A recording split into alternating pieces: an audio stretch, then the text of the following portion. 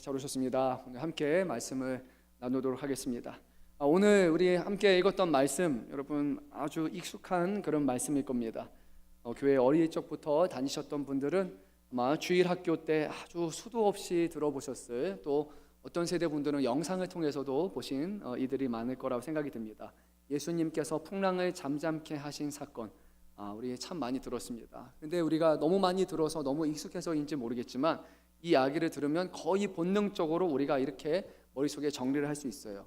그래, 내 인생에 풍랑이 와도 예수님께서 잠잠케 하실 것이다 라고 우리가 그냥 자연스럽게 반사적으로 그렇게 할 수도 있습니다. 맞는 말입니다. 그렇죠? 우리 인생에 풍랑이 찾아온다 할지라도 어떤 풍랑보다 더 크신 분이 우리 주님이시기 때문이죠. 하지만 우리가 한 가지 좀 짚고 넘어가야 할 것이 있습니다. 어쩌면 우리가 너무 빨리 너무 이르게 이 본문의 말씀을 그냥 우리 자신의 이야기인 것처럼 우리가 생각하는 그런 경향이 있습니다. 확증평양이라고 혹시 여러분 들어보셨습니까? 심리학에서는 확증평양이라는 걸 사용하게 되는데요, 내가 그렇게 생각한다, 내가 저렇게 생각하면 사고 나서 이미 내가 결정을 내버리는 거예요. 우리가 말씀을 볼 때 이 말씀이 그냥 다른 누구에게 하시는 말씀이 아니라 그냥 나에게 주시는 말씀, 그냥 내 것, 이렇게 생각하는 경향이 있는 것 같습니다. 근데 오늘 말씀은 단순히 우리에게 향하는 그런 말씀이 아니라 1세기 당시에 예수님이 어떤 분이신가에 관한 말씀이고, 예수님 곁에 있었던 제자들이 어떤 어려움을 겪었는가에 관한 그 말씀이에요. 그래서 우리가 너무 빨리 우리의 것으로 만드는 것은 문제가 있게 될 것이에요. 오늘 말씀의 끝마칠 때도 우리에게 예수님이 어떤 것을 베풀어 주시냐라고 말하는 것이 아닙니다. 우리 한번 41절 말씀 한번 읽어보도록 하겠습니다. 그들이 심히 두려워하여 서로 말하되 그가 누구이기에 바람과 바다도 순종하는가 하였더라. 오늘 말씀은 그렇게 끝을 맺습니다. 우리에게 풍랑에 찾아오셔서 우리에게 무엇을 해주시느냐로 끝나는 것이 아니라 예수님이 누구신가, 그 예수님이 어떤 분이신가에 대해서 말씀하고 있어요. 사랑하는 성도 여러분, 그래서 오늘 말씀을 통해 그래서 우리에게 어떤데, 그래서 우리에게 어떤 일들이 일어나는데 라고 우리가 말씀을 기억하는 것이 아니라 이 자리에 제자들과 함께 하셨던 예수님이 어떤 분이신지 우리가 그 예수님을 알아가고 그 예수님을 만나고 예수님 안에서 주시는 평안을 누리는 그런 복된 시간이 되었으면 좋겠습니다. 자, 그럼 우리 함께 말씀을 나누도록 하겠습니다. 우리 먼저 35절 말씀 한번 같이 읽어볼까요? 그날 저물 때 제자들에게 이르시되 우리가 저편으로 건너가자 하시니 아멘. 예수님께서 너희가 건너가라 라고 말씀하지 않았어요. 예수님이 내가 먼저 건너가서 기다릴게 라고 말씀하지도 않으셨고, 예수님이 뭐라고 하셨습니까? 우리가 라고 건너가자라고 말씀하셨어요. 그렇죠? 1인칭 복수라고 우리가 할 수 있겠죠. 예수님이 우리가 함께 하자라는 겁니다. 근데 우리와 함께 하시는 예수님은 우리에게 생소한 것은 결코 아닐 겁니다. 임마누엘이라는 말씀 자체가 그것이기 때문이에요. 하나님이 우리와 함께 하신다라는 거예요. 근데 우리와 함께 하시는 하나님이시자 하나님의 아들이신 예수님은 어떤 분이시냐? 빌립보 2장 말씀을 보게 되면 그는 근본 하나님의 본체시나 자기를 비워 종의 형체를 가지사 사람들과 같이 되셨다라고 말씀합니다. 그래서 이 땅에 오신 예수님은 저 멀리 계신 아득한 먼 곳에 계신 하나님이 아니라 그 위대하신 창조주 하나님, 그분의 아들이신 예수님이 오늘 사람의 모습을 입고 우리와 함께 계신다라는 거예요. 저는 이게 참으로 큰 것 같습니다. 하나님은 단지 저 멀리서 지켜만 보시는 그런 하나님이 결코 아니시기 때문이에요. 그리고 오늘 이 본문에서 예수님은 제자들을 먼저 보내지도 않으셨고, 제자들에게 나중에 따라오라고 말씀하지도 않으셨고, 제자들과 함께 하셨습니다. 제자들이 겪고 있는 그 풍랑에 주님도 함께 하셨습니다. 같은 갑판에 같은 물결 그리고 같은 바람을 맞으시는 분이 예수님이셨습니다. 제자들이 다급해서 물을 바깥으로 보내는 그 순간에 아마 한편에서는 파도가 쳐서 물이 들어올 것이고, 풍랑이 오게 되면 결국 비바람처럼 물이 오게 될 것인데, 제자들만 맞은 것도 아니고 그 자리에 예수님은 같이 계셨다라는 거예요. 근데 오늘 36절 말씀을 보게 되면 이렇게 성경이 기록이 됩니다. 제가 한번 36절 말씀 한번 읽어보도록 하겠습니다. 그들이 무리를 떠나 예수를 배에 계신 그대로 모시고 가매 다른 배들도 함께 하더니라고 말씀합니다. 나중에 한 번 더 우리가 말씀을 나누도록 하겠지만, 저는 이 말씀 36절 말씀 보면서 그동안에 왜 이 말씀이 보이지 않았지? 라고 했던 그런 본문이 하나가 있었어요. 여러분 어느 구석인 것 같습니까? 네, 다른 배들도 함께 하더니라는 말씀이 저에게 유독 크게 느껴졌어요. 마가복음에서만 볼 수 있는 그런 말씀이에요. 예수님이 있었던 그 자리에 예수님의 있었던 그 배만 풍랑을 겪었던 것이 아니라 그 갈릴리 호수에 있었던 수많은 배들이 아마 있었을 것입니다. 그래도 동일한 풍랑을 만나서 동일한 어려움을 겪었다고 성경은 말씀합니다. 그 부분은 제가 이따가 한 번 더 다루도록 하겠습니다. 그리고 37절 말씀 보니까 큰 광풍이 일어났습니다. 여기서 말하는 큰 광풍, 아마 여러분 커피숍 중에 커피라고 있잖아요, 그렇죠? 좀 크다라는 것을 상징하는 그런 표현이 있습니다. 너무 제가 홍보하는 것 같아서 그렇지만 메가라는 표현을 아마 여러분 들어보셨을 겁니다.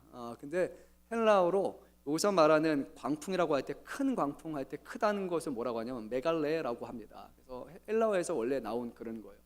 우리가 생각하는 이게 그냥 뭐 좀 이 정도가 아니라 여러분 메가라고 하면 어마어마 크다라는 의미로 여러분이 갖고 있잖아요. 그냥 평소보다 조금 더 불어오치는 것이 아니라 아주 큰 메가한 그런 지금 바람이 여기 일어나고 있는 그런 상황이었어요. 아마 회오리 치는 큰 폭풍을 생각하면 됩니다. 갈릴리 호수는요, 지형적으로 봤을 때 해수면보다 210m 정도 낮은 분지에 자리 잡고 있어요. 그리고 주변에는 산들이 있습니다. 한 2000m가 넘는 그런 산이 있다 보니까 거기에서 갑작스럽게 위에서 오는 차가운 공기가 이 해수면의 따뜻한 곳에 만나게 되면 부딪히는 순간에 순식간에 잔잔하던 물이 뒤집히면서 거기서 광풍이 일어나는 것, 이거는 종종 이 갈릴리 호수에서 일어나는 것입니다. 근데 중요한 것이 뭐냐, 이 광풍이 있었지만 거기에는 이 광풍에 익숙한 뱃사람들이 있었습니다. 베드로, 안드레, 야고보, 요한, 이 사람들은 평생 이 호수 또는 갈릴리 바다에서 어부로서 생활했던 사람들이었어요.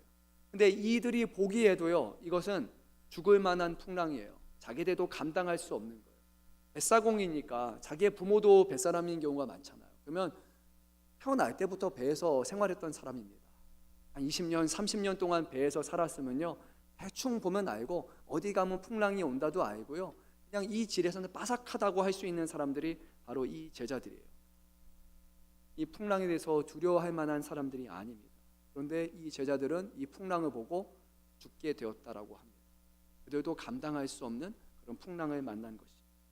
근데 오늘 말씀이 우리에게 한편으로 좀 불편하게 느껴지는 또 다른 이유가 뭐냐면, 제자들이 예수님 우리가 갈 테니까 같이 가시고라고 말씀한 게 아니라 예수님이 먼저 말씀하셨기 때문에, 예수님이 자 우리가 저기로 건너가자라고 하셨어요. 제자들이 한 것은 딱 한 가지예요. 성경적으로 우리는 이렇게 표현합니다. 순종이라고 표현합니다. 예수님이 가자고 하셨고 제자들은 순종을 했어요. 그리고 나서 뭐를 만났어요? 큰 풍랑, 죽을 것 같은 풍랑을 그들이 만나게 됩니다. 어떤 풍랑은 우리의 죄 때문에 찾아오기도 합니다. 우리가 지은 죄, 우리의 잘못 때문에 찾아와요. 우리는 그것을 회개하는 게 맞겠죠. 근데 어떤 풍랑은요, 죄와 상관없이 순종의 길에서 우리에게 찾아오기도 합니다. 한국 교회를 한번 생각해 보면요, 한국 교회는 일제 강점기에 어려운 시대를 겪었습니다. 거기서 신사참배를 강요받았어요. 근데 풍랑은 누구에게 찾아왔느냐? 신사참배를 한 사람일까요? 하지 않은 사람일까요? 하지 않은 사람에게 찾아왔습니다. 신사참배를 한 사람은 그냥 하고 가면 됩니다. 하지만 신사참배를 끝까지 거절하는 사람들, 정말로 하나님 앞에 믿음으로 살아가는 사람들은 바닥에 모처럼 박혀있는 그 판을 발이 구멍이 뚫리는 것을 그냥 걸어가는 그런 괴로움과 어려움을 겪었습니다.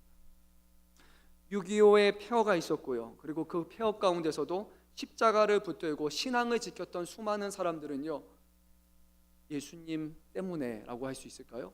예수님을 사랑했기 때문에, 그분의 말씀을 쫓았기 때문에 그들은 큰 풍랑을 겪게 되었습니다.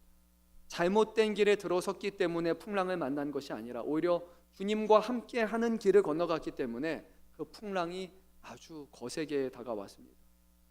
근데 여러분, 우리가 기억해야 될 것이 있습니다. 풍랑이 거셀수록 한 가지 사실은 더욱더 분명해지게 돼요. 그 큰 풍랑 가운데 예수님은 항상 함께 하신다는 거예요.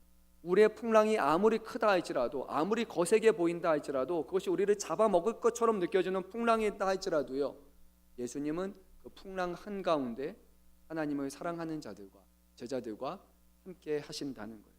혹시 여러분이 겪고 있는 그 풍랑이 너무나 힘겹다고 느껴진다면, 그때 그 풍랑이 하나님과 상관없다라고 생각하지 마시고 주님은 여러분과 함께 하신다라는 것을 놓치지 않으셨으면 좋겠습니다. 자, 우리 38절 말씀도 한번 읽어보도록 하겠습니다. 예수께서는 고물에서 베개를 베고 주무시더니 제자들이 깨우며 이르되 선생님이여 우리가 죽게 된 것을 돌보지 아니하시나이까 하니, 한번 장면을 마음에 그려보면 좋을 것 같습니다. 배가 흔들리고요, 그리고 파도가 이제 배에 탁 부딪히면서 이 물이 탁 넘어가지고 배 안으로 들어오게 됩니다. 그리고 어부 출신의 제자들조차 비명을 지릅니다. 오죽하면은 곤히 잠자시는, 피곤해서 골아 떨어지시는 예수님을 깨워가겠습니까? 제자들도 불가항력이기 때문에, 정말 죽게 되었기 때문에 예수님을 그렇게 깨우려고 했을 겁니다. 예수님은 오늘 말씀해 보니까 고물이라는 곳, 그러니까 배의 뒷부분에 선미라고 할 수도 있고요, 이 뒷부분에 베개를 베고 그렇게 주무시고 계셨습니다. 1864년에요 특별한 일이 일어났습니다. 갈릴리 호수의 수위가 평소보다 많이 낮아졌어요. 그래서 수위가 하도 낮아졌는데, 그리고 나서 거기서 뭐가 하나가 발견됐습니다. 1세기 당시에 예수님 당시에 사람들이 타고 있었던 배의 모습이 원형이 보존이 된 채로 이제 드러났습니다. 그래서 예수님 시대의 배라고 그렇게 알려져 있어요. 그 배는요 크지 않습니다. 8m, 그리고 폭은 2m, 높이는 한 2-3m 정도 되는 그 정도의 배로 알려져 있습니다. 껴 타면 한 15명 정도 탈 수 있는 그런 배라고 알려져 있어요. 근데 그 배의 고물을 보면은요, 예수님이 머리 대시던 그 고물 위치에 보면 거기는 키를 잡는 사람이 키 잡는 사람들이 앉을 수 있는 아주 작은 자리가 이렇게 마련되어 있다고 합니다. 그러니까 예수님은 지금 편하게 이렇게 누워 계신 것이 아니라 원래는 거기 사람들이 앉는 자리에 머리 두시면서 이렇게 지금 골아 떨어져 계셨던 거예요. 예수님이 쉬지도 않고 사역을 감당하셨기 때문에 자기를 찾아오는 사람들을 불쌍히 여기시고 그들을 이제 그만 오늘 영업 끝이야 라고 한 게 아니라 오는 사람 모든 사람들을 위해서 기도하시고 고치시고 가르치시는 일들을 반복하시다 보니까 예수님도 지금 많이 지쳐 계시는 그런 상황이었습니다. 그때 제자들이 말했습니다. 선생님이여 우리가 죽게 된 것을 돌보지 아니하시나이까 라고 얘기합니다. 돌보지 아니하시나이까, 정말 솔직한 그런 질문인데요, 원문 성경을 보면은요 조금 항의에 가깝습니다. 예수님 지금 주무실 때가 아닌데, 우리가 죽어가고 있는데 예수님 지금 잠이 오십니까? 라는 표현이 조금 더 원문에 가까운 그런 표현일 것입니다. 어쩌면 우리 모두도 우리의 삶의 어느 시점에서 이런 비슷한 질문을 했을 수도 있습니다. 사업이 망하게 되었을 때, 사랑하는 가족이 병상에 누웠을 때, 자녀가 말 잘 듣고 잘 자라고 있었던 것 같은데 어느 순간 사춘기에 빠지게 되고 부모의 품에서 확 벗어나서 자녀가 길을 잃어서 방황하는 모습을 볼 때, 우리가 하나님 앞에 아무리 간절하게 기도해도 하나님이 아무런 응답이 없을 것 같을 때, 그때 우리에게는 이런 고백을 하기도 합니다. 주님 정말로 제 사정을 알고 계십니까? 제가 간절하게 눈물 흘리며 부르짖는 소리가 하나님의 귀에 들리고 계십니까? 제 기도가 주님 앞에 상달되고 있습니까? 주님 혹시 지금 주무시고 계신 것 아닙니까? 라고 우리가 생각하기도 합니다. 오늘 본문의 말씀에 예수님의 주무심은 우리에게 두 가지를 보여주십니다. 한 가지는 예수님은 정말로 주무시고 계셨어요. 하나님이시지만, 하나님의 아들이시지만 우리와 동시에 육신을 입으셨던 분이기 때문에 성경의 말씀처럼 예수님은 정말로 우리처럼 오셨어요. 우리와 같은 사람의 모습을 오셨어요. 예수님은요 배도 고프시고요, 예수님은 잠도 주무시고요, 예수님은 때로는 슬퍼서 눈물도 흘리시는 우리와 같은 모습을 보여주셨어요. 그런데 또 한 가지 기억해야 될 것은 예수님의 잠은 결코 무관심이 아니라는 것입니다. 지난 시간에도 우리가 이 본문 말씀 전에 말씀 주셨잖아요. 농부가 씨를 뿌리고 밤에 뭐를 합니까 여러분? 잠을 잔다라고 말씀드렸습니다. 잠을 잘 수 있는 이유는 바로 하나님께서 그 씨를 자라나게 하신다라고 우리가 그렇게 말씀을 나눴습니다. 시편 121편 4절 말씀을 보게 되면 성경은 이렇게 기록을 하죠. 이스라엘을 지키시는 이는 졸지도 아니하시고 주무시지도 아니하시로다. 인간 예수님은 주무고 계셨지만 신성이신 예수님께서는 그 자리에 모든 것을 취하시고 주무시는 것이 아니었습니다. 예수님의 침묵은 예수님이 계시지 않다라는 부재를 뜻하는 것이 아니고 예수님의 무관심을 뜻하는 것은 아니에요. 육신으로서는 예수님은 주무시고 계셨지만 예수님은 그 모든 상황이 하나님의 섭리 가운데, 하나님의 손길 가운데 있음을 알고 계셨기 때문에 풍랑 위에서 예수님은 편안하게 농부와 같이 잠을 주무실 수 있었습니다. 우리의 배가 흔들리는 상황, 또 예수님이 우리에게 곁에 계시는데 주무시는 것처럼 보인다면 여러분, 우리가 놓쳐서 안 되는 것이 있어요. 예수님이 부재하시거나 예수님이 떠나 계신 것이 결코 아니라는 거예요. 예수님은 어떤 상황 가운데서도 하나님을 사랑하는 자녀들과 함께 하시고, 그 명확한 근거가 저와 여러분 안에 계시는 예수님의 보내신 성령이라고 성경은 분명히 말씀합니다. 우리 안에 성령이 계셨다 안 계셨다 들쑥날쑥하면서 필요할 때만 오가시는 그런 분이 아니라 어떤 특별한 순간에만 우리 안에 성령이 딱 들어오셔가지고 우리에게 성령 충만하다라는 그런 어떤 경험을 주시는 것이 아니라 하나님을 믿는 사람들에게, 예수를 구주라 고백하는 모든 사람들에게는 하나님의 영이 항상 함께 하신다고 성경은 분명히 말씀해요. 그렇기 때문에 우리는 그 예수님의 영이신 성령을 모이신 성전이라고 성경은 말씀합니다. 특별한 감동이 있어야 성전이 되고, 감동이 떨어지면 성전이 아닌 것이 아니에요. 주님의 영은 우리와 항상 함께 하신다, 성경이 우리에게 말씀하시는 거예요. 우리가 계시지 않는다 느낀다 할지라도, 우리가 보기에는 주님이 주무시는 것 같다 할지라도 그분의 영은 한순간도 우리에게서 떠나신 적이 없다는 것을 성경은 이 모습을 통해 우리에게 아주 분명하게 말씀하고 계세요. 자, 이제 우리 39절 말씀도 한번 읽어보도록 하겠습니다. 예수께서 깨어 바람을 꾸짖으시며 바다더러 이르시되 잠잠하라 고요하라 하시니 바람이 그치고 아주 잔잔하여 지더라. 아멘. 성경의 말씀을 좀 원어로 본다면요, 이 말씀은 이런 표현에 가깝습니다. 잠잠하라, 입을 다물라예요. 그리고 입을 다문 상태로 계속 유지하라라고 합니다. 우리가 보는 언어하고 조금 다르게 느껴질 겁니다. 마가복음 1장 25절에서 예수님이 귀신을 쫓아내실 때 입을 다물라고 하시는 거하고 오늘 본문의 말씀이 똑같은 말씀으로 사용하고 있습니다. 여기는 그냥 풍랑을 멈추는 것이 아니라 예수님은 마치 인격적으로 악이라고 하는 그런 귀신을 다루는 것처럼 예수님은 지금 권위 있게 이 풍랑을 지금 명령을 하고 계시는 거예요. 그래서 단순히 우리가 말하는 어떤 환경, 우리를 힘들게 하는 그런 어려움 정도가 아니라 그것이 사람이 될 수도 있겠죠. 그것이 환경을 초월하는 어떤 관계가 될 수도 있겠죠.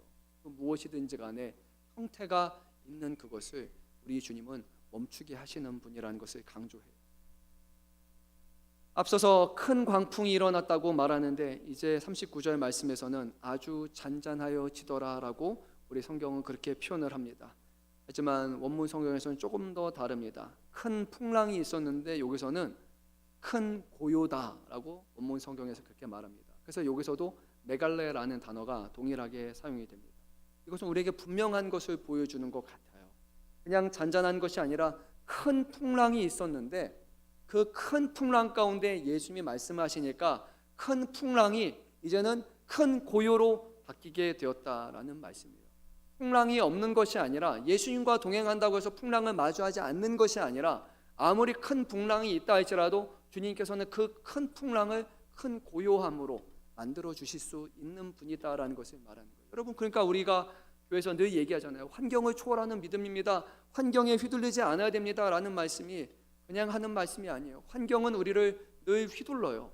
그리고 환경은 늘 우리를 두려워서 도망하고 싶게끔 만들어줘요. 그런데 예수님은 그 큰 풍랑을 초월하는 큰 고요함으로써 그 문제를 우리에게 해결해 주신다고 성경은 말씀하고 있어요. 갑자기 풍랑이 올 것 같은 그런 상황이에요. 자, 막 큰 고요가 와야 되는데, 그렇죠? 근데 오늘 말씀에서 예수님의 모습을 단순히 신약의 모습이 아니라 이 모습은 구약 성경에서 하나님의 모습을 우리에게 비춰줍니다. 시편 89편 9절 말씀을 보게 되면 주께서 바다의 파도를 다스리시며 그 파도가 일어날 때 잔잔하게 하시나이다 라고 말씀을 합니다. 시편 107편 29절에서는 광풍을 고요하게 하사 물결도 잔잔하게 하시는도다 라고 성경은 말씀합니다. 지금 이 바다 위에 어선 위에 떠 계신 예수님은 그냥 30 정도 되시는 한 청년이 아니라 바로 그분이 성경에서 말하고 있는 창조주 하나님, 그분과 동등한 능력을 가지신, 그분과 동등한 본체신 그의 아들이신 예수님이라고 우리에게 말씀하시는 거예요. 예수님은 하나님보다 많이 못하신 그런 분이 아니에요. 하나님은 더 대단하시고 아들은 부족하기 때문에 이 땅에 죽기 위해서 오신 분이 아니에요. 우리가 말하는 하나님, 예수님, 성령님은 같은 분이신 거예요. 같은 능력, 같은 본질을 가지신, 같은 크기와 같은 영향력을 가지신 분이시지만 이 세 분이 서로에 따라 존중과 겸손 하에서 각자의 주어진 사명을 다르게 감당하셨다는 것을 놓쳐서는 안 됩니다. 저는 어릴 때 이걸 몰랐어요. 그래서 하나님은 크시고 아들은 좀 작으시다라고 생각을 했어요. 근데 성경 말씀을 계속 보니까 아니래요. 예수님은 하늘과 땅의 모든 권세를 가지신 분이래요. 예수님은 풍랑 위에 있는 하나님이 하실 수 있는 그 능력을 동일하게 하실 수 있는 분이라고 성경은 우리에게 말씀합니다. 그러니까 저와 여러분이 믿는 예수님은요, 하나님보다 못하신 분이 아니라 하나님으로 하실 수 있는 말씀의 창조와 능력과 구원과 역사를 동등하게 하실 수 있는 분이에요. 그리고 그분은 저와 여러분을 사랑하셔서 저를 위해서 죽기까지 하신 분이다라고 성경은 분명히 말씀합니다. 여러분, 예수님을 그런 예수님으로 믿고 계십니까? 어떤 풍랑이 찾아와도 어떤 인생의 어려움이 찾아와도 주님이 그곳에서 일어나시고 말씀을 하나 하시게 되면 모든 것이 큰 고요로 바뀔 것이라는 그런 여러분 믿음을 가지고 살아가고 계십니까? 근데 앞서 말씀드린 것처럼 저는 오늘 이 말씀을 보면서 특히나 36절의 그 짧은 한마디가 너무 크게 왔어요. 그래서 처음부터 그 말씀이 저희가 너무 크게 왔는데 그래도 제가 잘 절제를 했어요. 36절 말씀 우리 한번 돌아가서 한번 다시 읽도록 하겠습니다. 그들이 무리를 떠나 예수를 배에 계신 그대로 모시고 가매 다른 배들도 함께 하더니 아멘.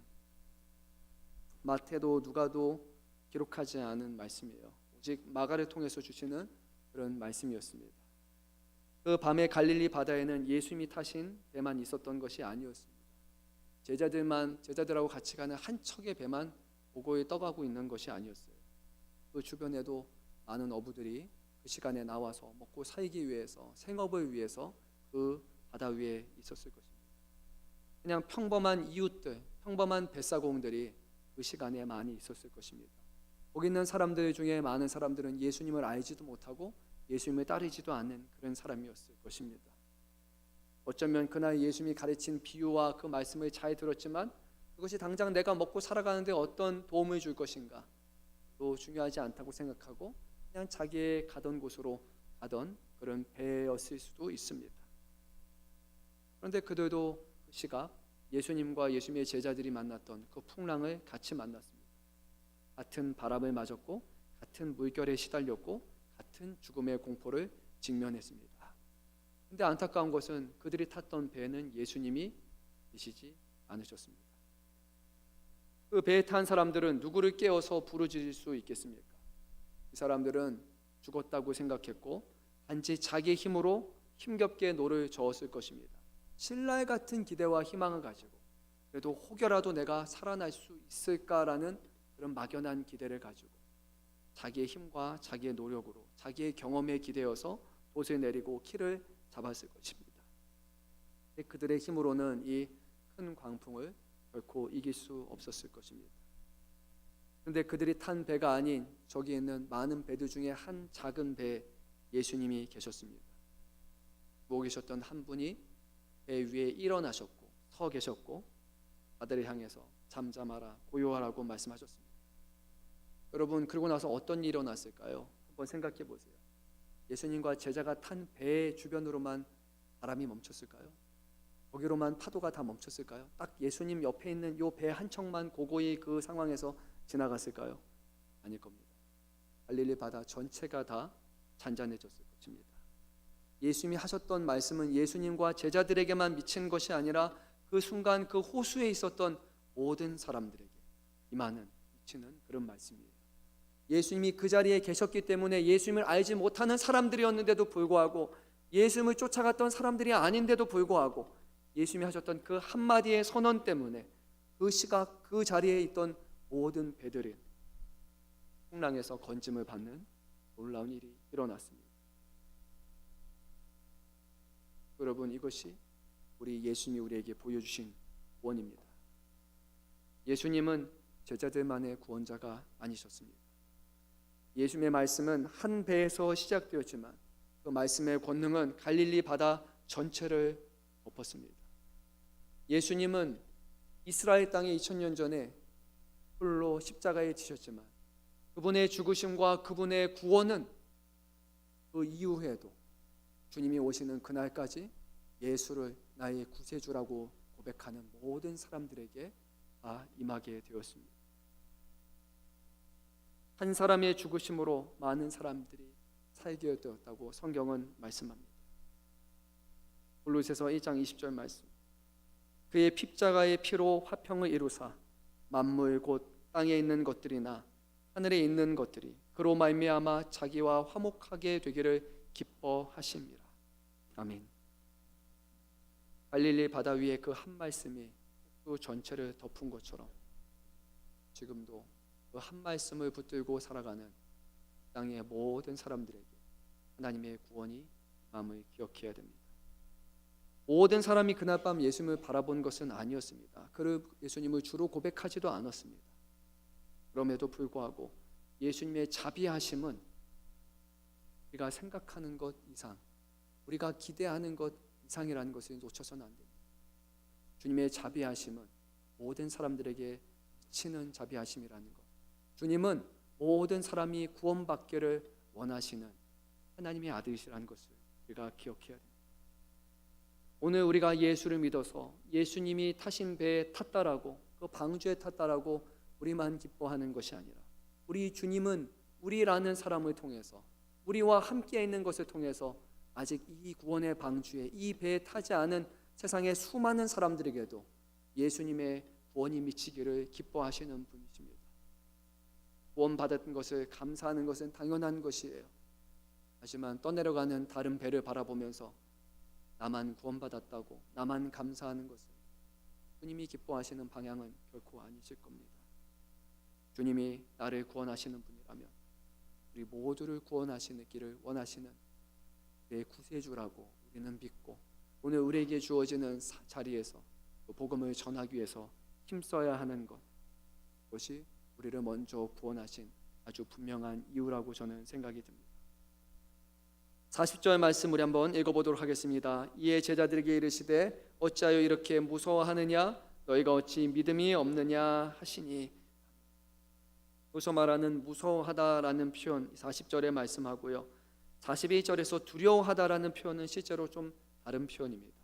40절에 있는 무서워하다라는 이 표현은요, 두렵다라는 것이 아니라 좀 비겁한 두려움을 가리키는 거예요.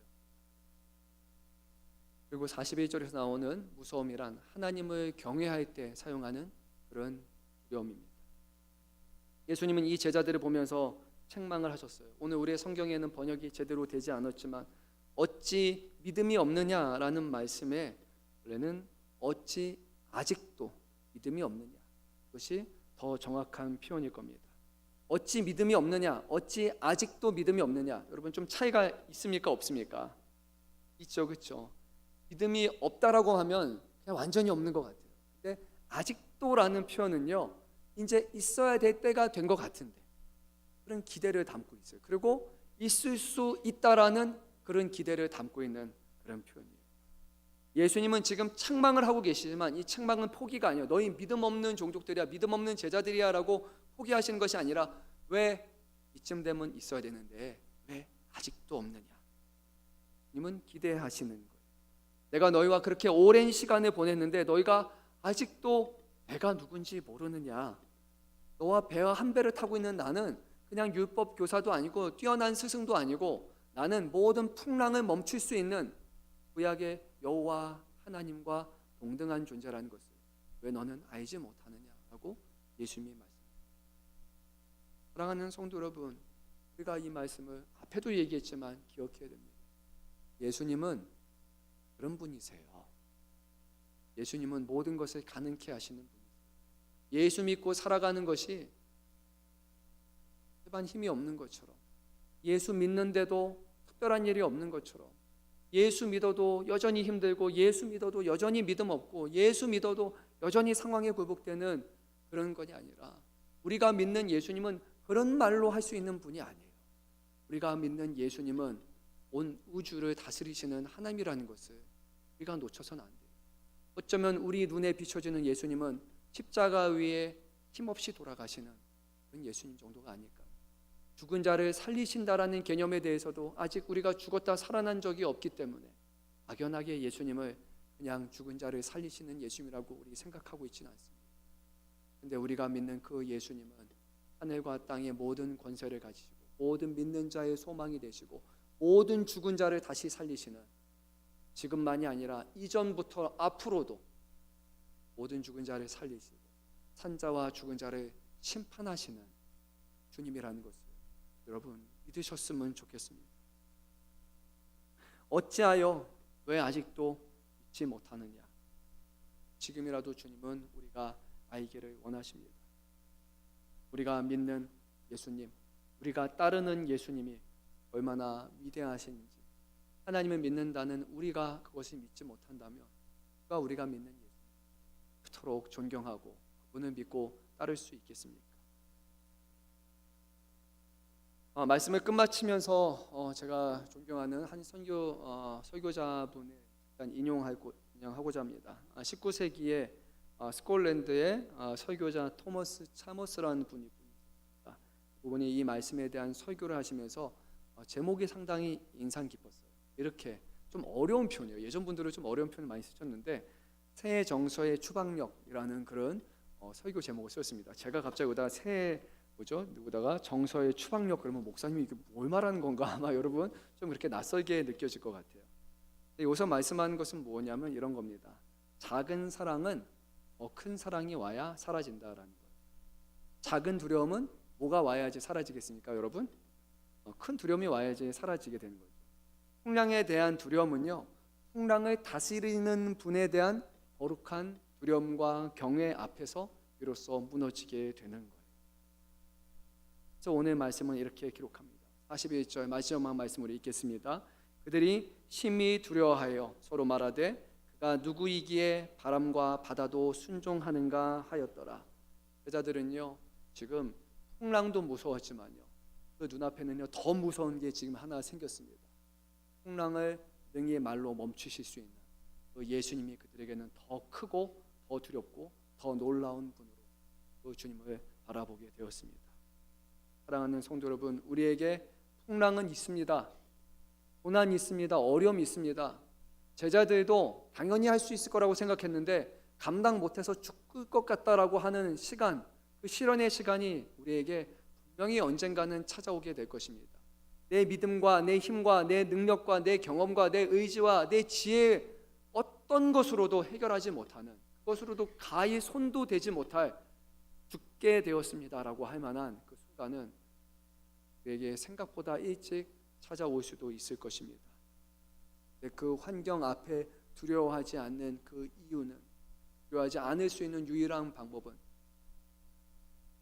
환경보다 더 크시고 더 두려우시고 더 능력이 충만하시는 예수 그리스도를 바라보고 그분을 두려워하는 것입니다. 그럴 때 풍랑은 아무것도 아닌 것이 될 수 있습니다. 풍랑조차도 넘어뜨릴 수 없는 것이기 때문입니다. 우리 믿는 사람들의 두려움과 염려가 있겠지만 우리의 미래와 앞날을 생각해 보면은 어려움이 있을 것이고, 청년분들 그렇죠, 괜찮은 분들도 있겠지만 취업 문제 때문에 어려운 분들도 있을 것이고, 지금 우리가 사는 시대 자체가 AI 시대이고 우리 대한민국 알다시피 집값도 너무 비싸고 청년분들이 집 얻기에는 수도권 근처에 얻는 거는 정말로 특별하지 않으면, 로또 맞지 않으면 안 될 정도로 거의 불확실하고 불가능해 보이기도 시작하고, 그래서 오늘 우리 시대의 청년들을 M4라고 이미 이전부터 할 만큼 너무나 많고 힘든 것이고, 그것을 우리가 직면하게 되면 마음에 불안함이 오게 되고, 그래서 아예 그거 생각하지 말고 그냥 포기하고 편안하게 살고 싶어하는 그런 마음도 분명히 우리에게 있을 것입니다. 예수 믿는 사람들은 포기하는 사람들이 아닙니다. 예수 믿는 사람들은 있는 것을 없다고 말하는 것이 아니라 그냥 정신 건강에 좋으니까 아무 생각하지 말고 그냥 살아가자라는 사람이 아니라 그 환경보다 크신 분이 내가 믿는 하나님이시다, 그분이 나를 위해 모든 것을 내어주시는 예수님이라는 것을 똑바로 믿고 그 믿음 때문에 풍랑을 피하는 것이 아니라 풍랑 속을 뚫고 지나가는 것. 풍랑이라 할지라도 그것이 주님의 말씀이고 주님의 명령이라면 돌아가는 것이 아니라, 키를 돌리는 것이 아니라 풍랑 위에서 끝까지 그 앞을 향해 나가는 것. 그것이 바로 하나님을 믿는 사람들이 보여야 될 믿음의 진정한 모습임을 기억하면서 오늘 두려워하는 자가 아니라 두려움 가운데 함께 하시는 주님을 의지하면서 풍랑 위를 끝까지 지는 사명에 따라서 한 걸음 한 걸음 나아가시는 저와 여러분 되시기를 주님의 이름으로 축원합니다. 우리 함께 찬양을 함께 불러보도록